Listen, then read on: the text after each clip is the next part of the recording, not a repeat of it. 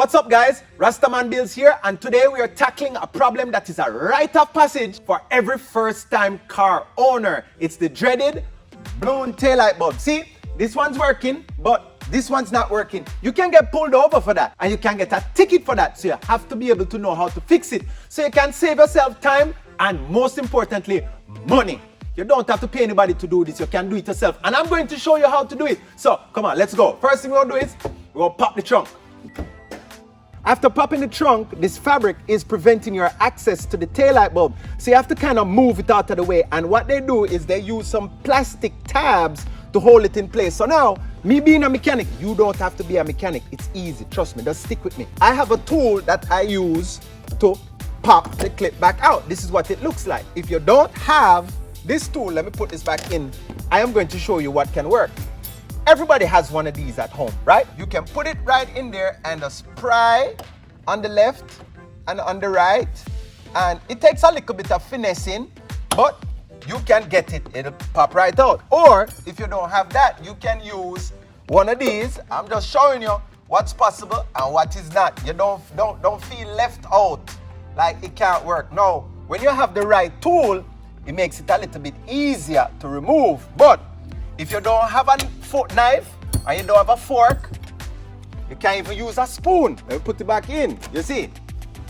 Just put it under there and you kind of pry it to one side, pry it to the next side, right? And it works its way out. So you must have a knife or a fork or a spoon. So you get the clips out. So when you get the clip out, you just see how easy that was?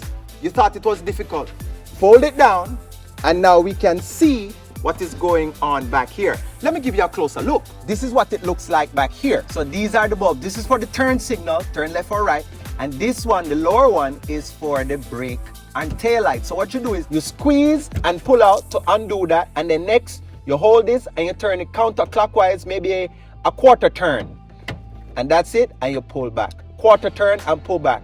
And you're putting it back in, you have to put it in the same way and then turn it a quarter turn the other direction. So quarter turn, undo. This is the bulb. There are different types of bulbs. They go by numbers and it is a 7443. So you'd get that at the auto parts store. And then this is the new one. You just put it in just like so, clip it in, and then you have to orient it correctly. But if you just wiggle it, it'll fall right in place, and you just turn it quarter turn the other way and you just plug it back in like so.